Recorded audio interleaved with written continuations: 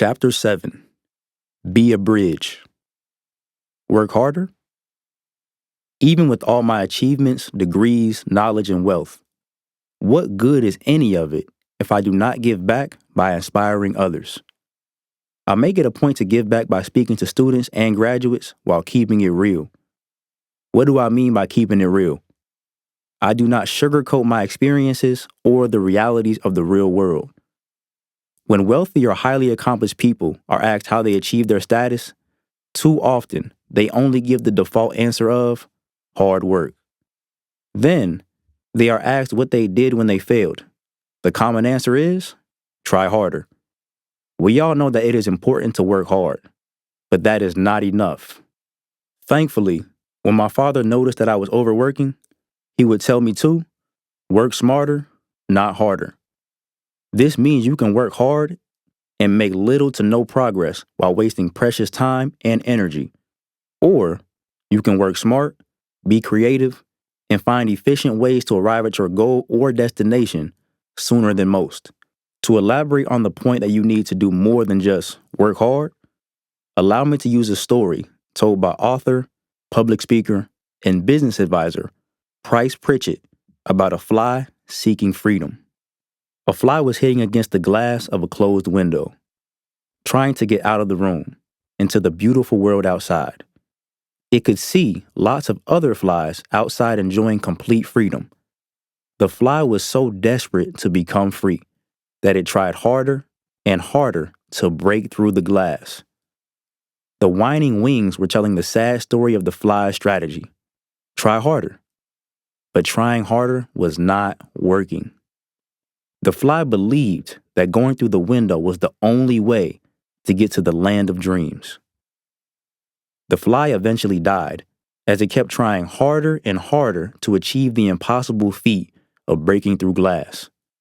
Ironically, only a few feet away from the fly, there was an open door that it could have used to free itself. Please use this story to realize that you must expand your mind to create your reality and achieve your definitions of success and freedom. Ask yourself, is there a better way to achieve the result I seek? Try different approaches and find those who are doing or have done what you seek to do, especially the ones who will keep it real and give the full picture. Alumni mentorship. The speech I talked about in the previous chapter was my first public effort to reach students, but certainly not my last. I received an amazing feeling by opening the minds and eyes of the students who were following in my footsteps. I also noticed that this was a much-needed solution, as high school students do not see or hear from enough positive alumni figures. I focus on alumni specifically because they usually look like the current students, have similar backgrounds, and previously roamed the same hallways. Then, they graduated and went on to be amazing and accomplish what current students dream of. I personally know dozens of notable alumni from my high school who are succeeding within each of the 4 E's I mentioned in Chapter 3. Many of which I did not attend high school with. They are doing what they love, whether that is working their dream job, owning a profitable business, playing sports at the highest level, or just living a simple but peaceful life. I was hype when I learned about these individuals who graduated before me. However, the inquisitive side of me always wondered, where were you when I was in high school?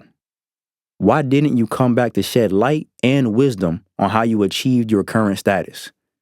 My classmates and I could have greatly benefited from seeing and listening to our alumni periodically. To be honest, there was one alumnus who came back to speak to us about his success. Darrell Briggs came and gave a speech immediately after he became a Super Bowl champion with the Green Bay Packers in 2011. Sadly, I do not remember one word he said. I was too busy trying to be cool in the back of the auditorium. However, I cannot lightly skip over the fact that he was a professional athlete and part of that 0.0001% of the population. Students and graduates also need to see and hear from alumni who have careers outside of athletics and entertainment. Where are these alumni? You may wonder where and how I found those who graduated well before me. A quote is, "The best place to hide anything is to put it in plain sight." Some of these individuals are displayed within the physical school building by way of the record books, alumni of the year photos, and the Athletic Hall of Fame plaques.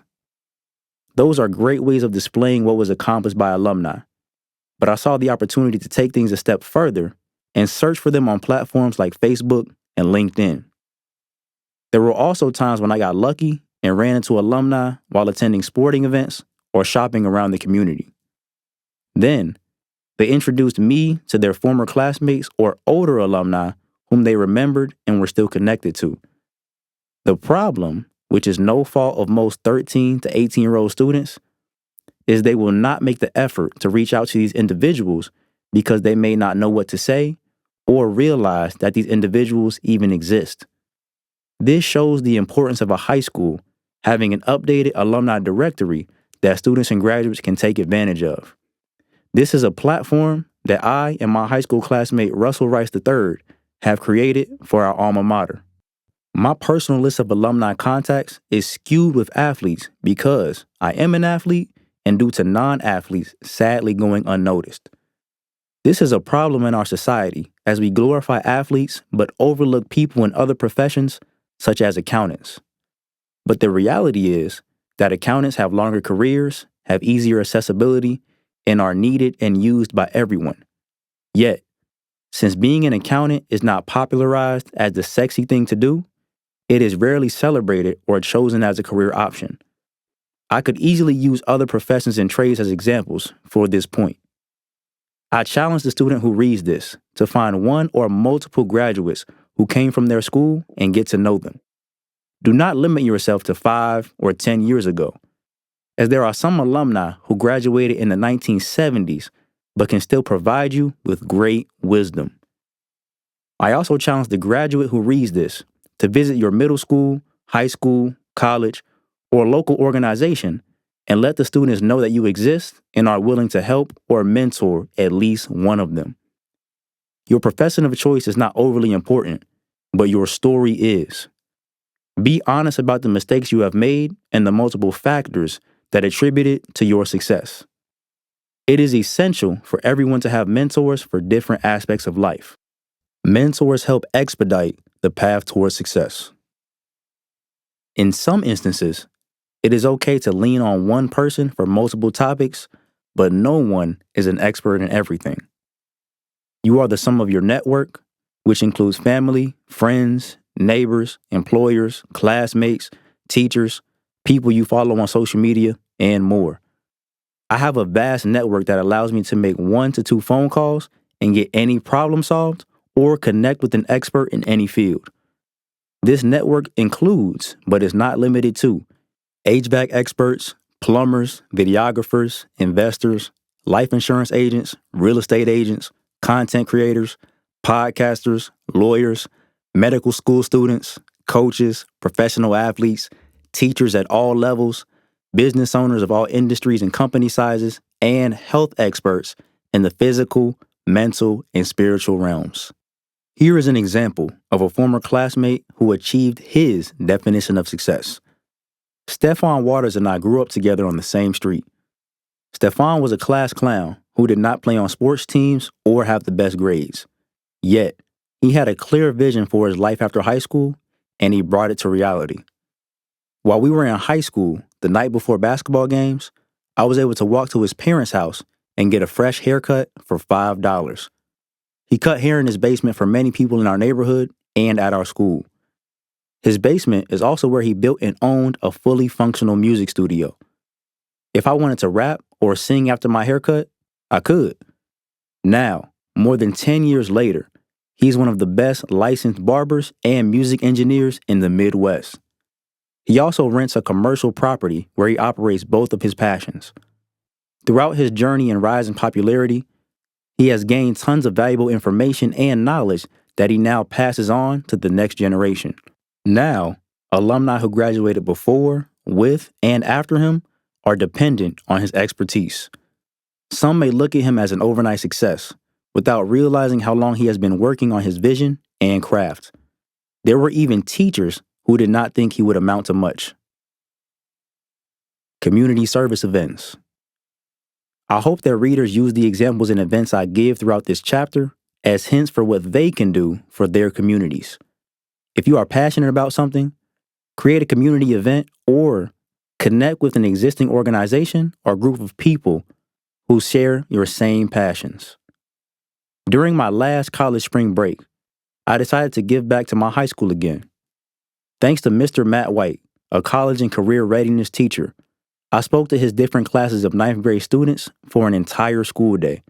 I gave interactive presentations and used an acronym that I created called FACTS with a C and a K included. Here is the explanation for each letter. F for focus. Intently lock in on whatever mission, goal, or task you have in front of you and do not fall victim to distractions. Focus on your actions and what you need to do to achieve your dreams. A for accountability. No more looking for someone else to blame when you fail or fall short. A quote, "Goats don't go looking for scapegoats." When you make a mistake, fail at something, or get rejected, ask yourself, how can I learn from this and get better? C for confidence. Knowing yourself and believing in your abilities are the biggest factors needed to achieve positive results. If you owned a business, would you rather hire people who doubt themselves or people who believe they can achieve whatever they set their mind to? K for knowledge. Your confidence will be backed and strengthened by the knowledge you acquire. Knowledge is gained through experience. Many times in life, you will fail, but most importantly, you will learn. Experience helps you apply what you should do and figure out what you should not do. T for time. The present or the now, an acronym for no opportunity wasted, will always be the most important time in your life. What you do in the present time determines if you are robbing or investing in your future self. If a student goofs off too much and does not prepare for exams, then fails, it is because they robbed themselves.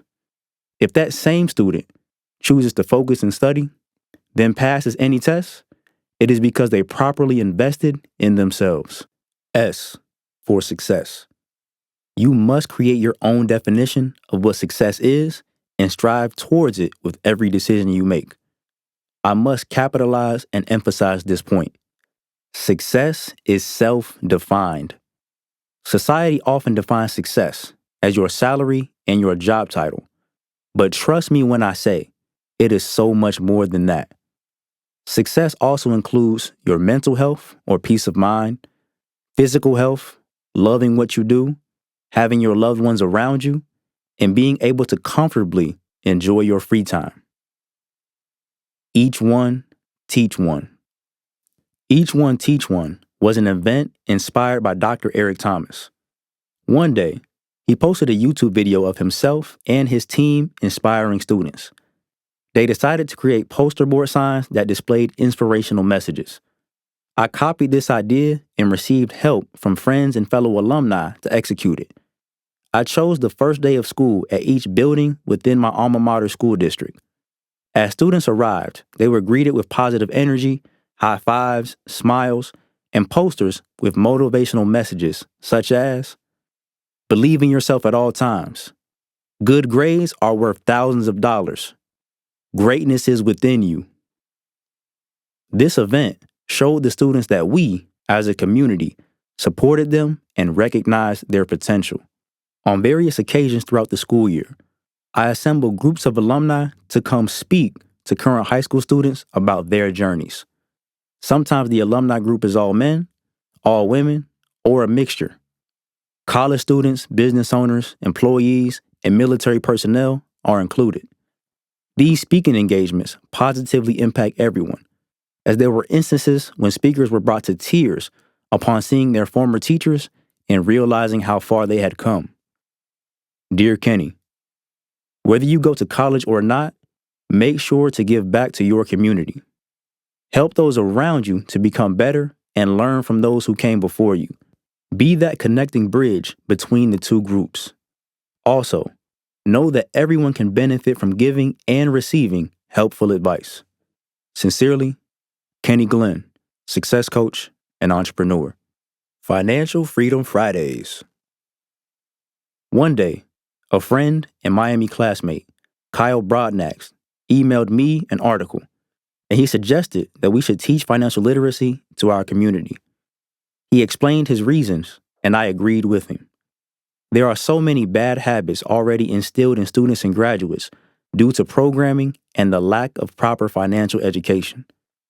Kyle had sent the same email to our classmates Ben Phillips and Rod Mills, as well as our business mentor, Dr. J.C. Baker. We ideated and talked about how there were many lessons we had to learn the hard way or rely on books and courses created by people who did not look like us. With Dr. Baker being certified in finance, he offered to teach financial seminars to our target audience if we could get people to sign up and attend. This is how we created the event, Financial Freedom Fridays. We charged $10 for students and $15 for the public. Some may ask why we charge money to teach about money. The reason was simple.